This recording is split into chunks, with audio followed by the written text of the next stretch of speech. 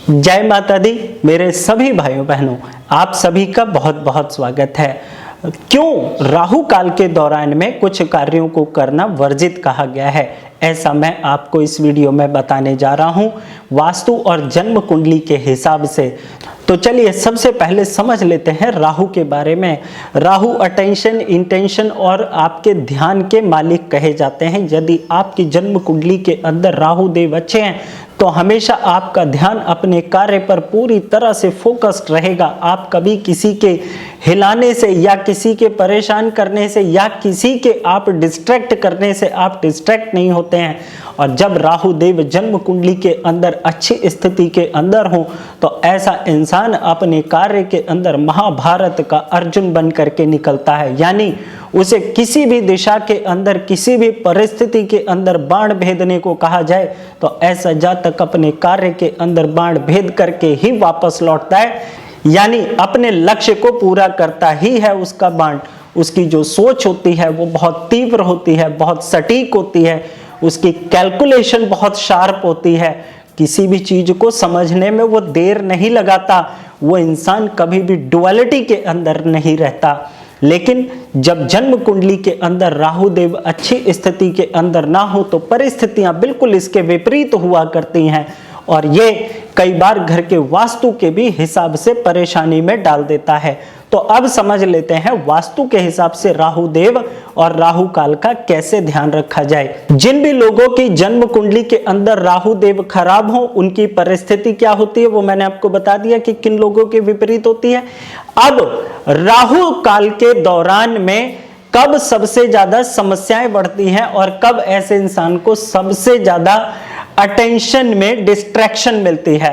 आपका घर दक्षिण मुखी है और जन्म कुंडली के अंदर राहु देव खराब हैं तो ये आपको परेशान करते हैं।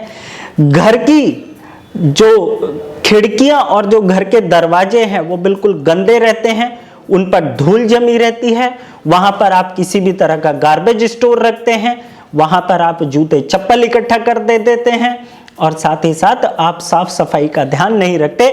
और राहु केतु का जो समय होता है, सुबह सूर्य उदय का समय केतु का और शाम को सूर्यास्त का समय राहु का कहलाता है। इस दौरान में घर के अंदर कलेश होता हो, घर के अंदर बेफिजूल की बहस होती हो, बड़ों का अपमान होता हो, शास्त्र और वेद पुराण की किसी भी तरह से गरिमा का ध्यान न रखा जाता हो और घर के अंदर हमेशा बीमारियां पड़ी रहती हैं और घर के लोग सूर्योदय और सूर्यास्त के समय सोए पड़े रहते हो तो राहु सबसे ज्यादा दुखी करता है।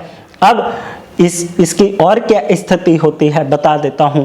अगर आप गंदे फटे बिस्तरों का इस्तेमाल करते हैं, आपके जूते चप्पल बहुत गंदे रहते हैं, आपके कपड़े बहुत गंदे रहते हैं, आप अपने तन की सफाई, विशेष तौर पर आप अपने तन की सफाई का ध्यान नहीं रखते, आप किसी के प्रति अच्छी धारणा नहीं रखते, अच्छा ध्यान नहीं रखते, अच्छी अटेंशन नहीं रखते, किसी का किसी भी प्रकार का धन हो, चाहे वो स्त्री धन हो, चाहे वो प्रॉपर्टी हो, चाहे वो उसका कोई काम आप कर रहे हो, लेकिन आप उसके प्रति आप गलत धारणा रखते हैं तो जन्म कुंडली के अंदर राहु देव खराब होते हैं और आपके सबसे ज्यादा जो निर्णय होंगे वो राहु काल के ही समय में होंगे।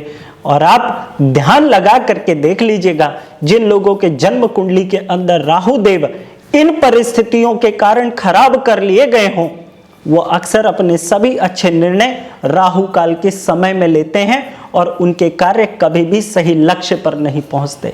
इसी कारण वो लोग हमेशा अपनी जिंदगी के अंदर अच्छे कार्यों के रिजल्ट से पीछे रह जाते हैं। यानी उनको अपने अच्छे कार्यों का रिजल्ट नहीं मिलता और उनके हाथ बार बार निराशा लगती है।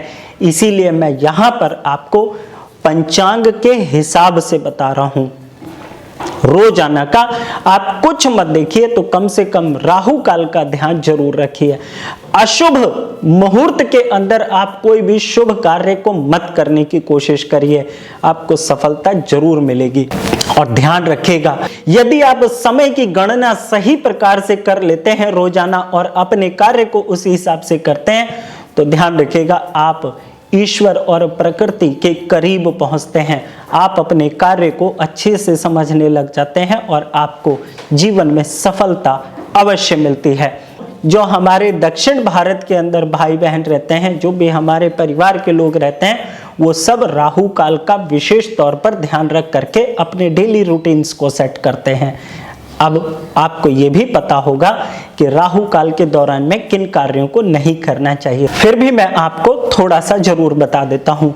किसी भी शुभ कार्य को नहीं करना चाहिए। जन्मदिन मनाना, पार्टी मनाना, किसी भी तरह का कीर्तन या पूजा समारोह का शुरुआत करना, कोई भी सामान इस दौरान में नहीं खरीदना चाहिए, नए कपड़े नहीं खरीदने चाहिए, किसी भी प्रकार के नए व्यापार की शुरुआत नहीं करनी चाहिए, किसी भी प्रकार से आपको विवाह से संबंधित कोई कार्य नहीं करने चाहिए, शुरुआत नहीं करनी चाहिए।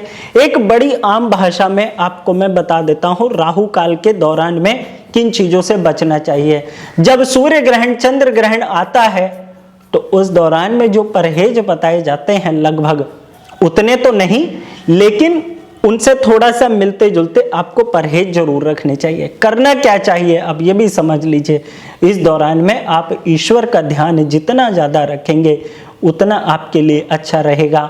जितना आप आराम से ध्यान से बैठ करके अपने कार्य की कुशलता पर कार्य करेंगे आपके लिए ये उतना अच्छा रहेगा।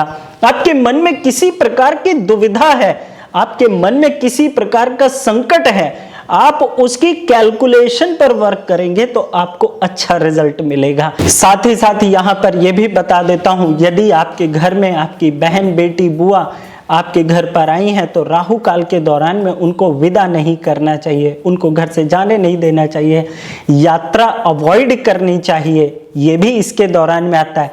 यात्रा क्या है? राह होती है केतु, मंजिल होती है राहु। मैंने कहा ना, ध्यान और धारणा और आपकी इंटेंशन के मालिक होते हैं राहु केतु। इसीलिए आप कोई भी यात्रा की शुरुआत करते हैं, चाहे वो शुभ कार्य की है, चाहे वो किसी प्रकार की आपकी समस्या को सुलझाने से संबंधित है, या आप कोई भी डॉक्टर के पास आप अपॉइंटमेंट लेकर के पहुंच रहे हैं, तो भी ध्यान रखिएगा राहु काल के दौरान में मत पहुंचिए। अगर आप इन छोटी छोटी बातों का ध्यान रखते हैं तो आप बड़ी बड़ी तकलीफों से बचे रहेंगे, ऐसा हमारे शास्त्र और वेद पुराणों का कहना है। अब राहु के बारे में एक छोटी सी बात और समझा देता हूं। यदि आप बीमारियों से बहुत ज़्यादा घिरे रहते हैं, यदि आपके घर के अंदर बेवजह का कलेश हमेशा होता रहता है, बड़ों का अपमान बेफिजूल में होता रहता है, बड़ों के साथ बेफिजूल की बहस हो जाती है, या जो भी मेरे बड़े इस वीडियो को देख रहे हैं वो इस बात को समझ रहे हैं कि उनके अपने बच्चों के साथ और अपने से जो भी यंगर्स हैं उनके साथ अगर डिबेट हो जाती हो, बहस हो जाती हो और कलेश हो जाता हो, तो हर महीने में एक बार वजन के 10वें हिस्से के बराबर जौ पर गौमूत्र का छींटा लगा करके किसी पवित्र बहती हुई नदी में हाथ जोड़ करके सम्मान सहित दिन के समय, यानी सूर्य उदय के बाद और अस्त से पहले बहती हुई नदी में हाथ जोड़ करके उन्हें प्रवाह कर दीजिए और प्रार्थना करिए। ये 3 महीने कर लेने के बाद मुझे पूरी उम्मीद है कि आपको इस समस्या से छुटकारा अवश्य मिलेगा। उम्मीद करता हूँ आपको मेरी ये बातें जरूर समझ आई होंगी और आप इन बातों का ध्यान जरूर रखेंगे। और कहना चाहूँगा कि आप मुझे इंस्टाग्राम, फेसबुक और ट्विटर पर भी फॉलो कर सकते हैं। और अगर आपके जीवन में कोई भी समस्या है, नीचे डिस्क्रिप्शन बॉक्स में दिए हुए लिंक पर जा करके आप अपनी डिटेल्स फिल करके मुझे भेज दीजिए। आने वाली वीडियो में आपको मैं उसका सोल्यूशन दूंगा। वीडियो कैसा लगा मुझे ये भी कमेंट करके बताइएगा। और उम्मीद करता हूँ कि आप हमेशा स्वस्थ रहेंगे, सकुशल रहेंगे, उन्नतिशील रहेंगे। इसी के साथ मैं आपसे इजाजत लेता हूँ। जय माता दी।